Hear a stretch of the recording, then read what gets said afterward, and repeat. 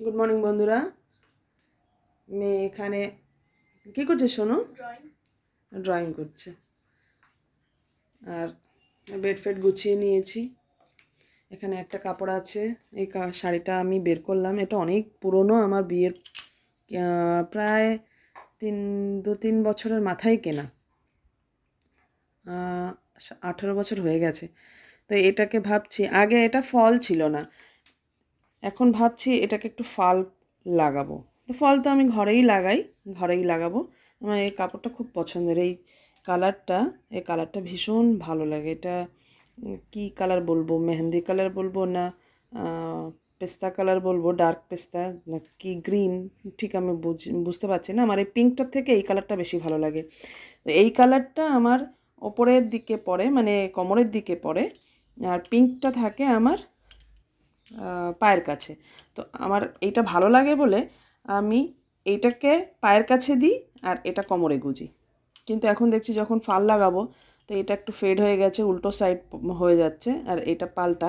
তো এটা আমাকে বাধ্য হয়ে আমাকে পায়ের কাছেই দিতে হবে। তো এটা আমি কালার বলছি, এটাকে আমি পিকো তো করা আছে, ফল করব। আর ভাবছি এটা ব্লাউজও তখন আমি কাটিনি, ব্লাউজটা কাটালেও ব্লাউজটা করে নিতে পারবো। এটা ব্লাউজ করব ভাবছি, তাহলে এটা করব। ঘর এখনও গোছানো হয়নি, মেয়ে ব্যাগ রেখে দিয়েছে এখানে। কালকে আমরা বাইরে গেছিলাম, স্টল নিয়ে গেছিলাম, ব্যাগটা পড়ে আছে। আর কালকে গয়নাটা এনেছি সেট থেকে, সেটের ব্যাগটা পড়ে আছে। এগুলো গোছাবো। মেয়ের অনেক জামা কাপড় ধোয়ার বাকি আছে, স্টোলগুলো সব এখনও ধোয়া হয়নি। এগুলো এখনও হালকা হালকা ঠান্ডা লাগছে, কালকে হাওয়া লেগেছে আসার সময়, কানে বেঁধেছিলাম। তো এটা তো নিয়ে গেছিলাম, এটাই বেঁধেছি। আর এটা একটু হেভি ওটার থেকে, তো এটা এখন আর ইউজ করব না। এগুলো এখন আস্তে আস্তে ধুয়ে রেখে দেব, তুলে রাখবো। এটা এখন ভাবছি এটাকে ভালো করে ধুয়ে ব্লু দিয়ে রাখবো। এখন গরম পড়ছে যেহেতু, গরমে মাথা কান বেঁধে চলার জন্য ভালো। তো কালকে গাড়িতে যাইনি, বাইকে গেছিলাম। বাইকে গেলে তো হাওয়া লাগে। আর ঘর এখনও মোটামুটি যা আছে এগুলো ঝেড়ে টেড়ে পরিষ্কার করব। এবার ওই রুমটা এখন এখানে তো কিছু তেমন গোছানোর নেই। এটা রেখেছি হাঁসের ডিম। ডিমের এখনও এটা খোলা হয়নি, দড়িটা এটা খুলে আজকে ভাবছি এটা ঢোকাবো। 2-4 দিন আগেই কেনা হয়েছে। হাঁসের ডিমটা মেয়ে খেতে পছন্দ করে, তো ওই কারণে হাঁসের ডিম আনা হয়েছে। আগে পোলট্রির ডিমই আনতাম। আর এখন যেহেতু হাঁসের ডিমগুলো খায়, সেই কারণে 3-4 মাস ধরে হাঁসের ডিম আনা হচ্ছে। আর 3-4 দিন এই জন্য বাইরে রেখেছি, না হলে এই ডিমটা যখন সেদ্ধ করব তো এটা খোসাটা ভালো করে ছাড়ে না। 3-4 দিন বাইরে রাখলে খোসাটা ইজিলি ছিঁড়ে যায়। তো 3-4 দিন হয়ে গেছে, এটা এখন খুলে ওপরের ট্রেটা ফেলে দেবো, আর এই ট্রে সদ্য আমি ফ্রিজে রেখে দেবো। আর এখানে দেখুন, আমার এটা শিবরাত্রিতে পুজো করেছি, কাপড় ধুয়ে ভাঁজ করে দিয়েছি। এটা ধুইনি, মানে একটু মেলে রেখে জল টল লাগিয়ে থাকে, সেগুলো ড্রাই করে ভাঁজ করেছি। এটা আবার ঢুকোবো, এবার আলমারিতে ঢুকিয়ে দেবো। এটা একটা কাভার, আমার বোনের মেয়ের ছিল এটা, তো মেয়েকে দিয়েছিল, আমার মেয়েকে পড়তে। ও তো আর পড়েনি বেশি, তো এটা এত সুন্দর একটা ঢাকার মতো কাজ হয়, আমি এটা দিয়ে এগুলোকে ঢেকে রাখি। এটা হচ্ছে হারমোনিয়াম, এখানে বরের ল্যাপটপ, এগুলো এখন এটা তো গোছানো কিছু নেই, এটা এখানেই থাকে, ও ইউজ করে। আর এখানে ওর জামা কাপড় খুলে গেছে, ট্রাউজারটা। এবার আমি এটা ভাঁজ টাজ করে তারপর রেখে দেব। আর আজকে রান্নার তেমন কিছু নেই, এখানে কিছু জামা কাপড় আছে, এগুলো ডেলি ইউজ ও আসে খোলে, আমি বিকেলে একটু হাঁটতে যাই তার জন্য রাখা থাকে। এটাও একটু গোছাবো। আর কিচেনে তেমন কাজ আজকে নেই, যেহেতু কালকে অনেকটা রান্না করেছিলাম, সব আছে, শুধু ভাত করব। এই শাড়িটা এখানে, এটা এখন ভাঁজ করে রাখবো, কারণ এটা পরে কালকে গেছিলাম। এটাকে একটুখানি ধুতে হবে। যাই হোক, দেখি ধোবো না ড্রাই ক্লিনিংয়ে দেবো। এটা এখানে বেঁধে গেছে, তো এটাকে ভাঁজ করে রাখবো। দেখা যাচ্ছে বন্ধুরা একটু পরে।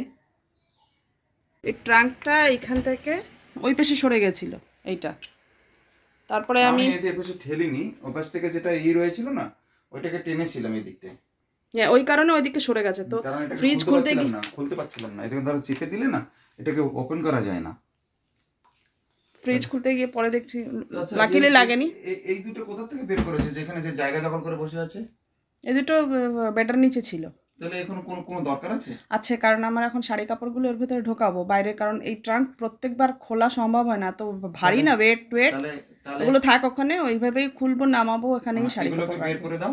বের করে না, এগুলো থেকে কি কি বের করবা সেগুলো বের করে দাও, কারণ আমাকে ওই লেপটাকে রজাইটাকে আমি ঢোকাতে পারবো না, কারণ এর মধ্যে আর জায়গা নেই। না, ওটা ঢোকাবো এইটা ট্রাঙ্কের মধ্যে। আর এখানে সেই চাদরগুলো কোথায় রেখেছো? এখানে একটা রেখেছি, এখানে একটা, এই যে চাদর।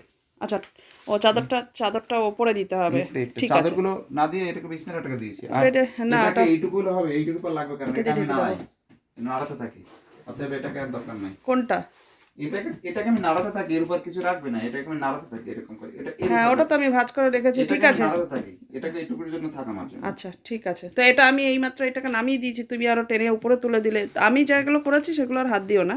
এই যে তোমার শাড়ি দিয়েই আবার এটাকে, না, ও শাড়ি দিয়ে করবো না, শাড়িটা ঢোকাবো, ওটা ভাঁজ করা হয়ে গেছে। তো আমার আজকে গুছিয়ে দিয়েছে। আরে ওটাকে এমনি ওটা ধুতে হবে এখন, ধুতে হবে, কারণ ওটার একটু খারাপ আমি কালকে পড়তে গিয়ে দেখলাম একটা সাদা সাদা। রান্না বান্না করেছো?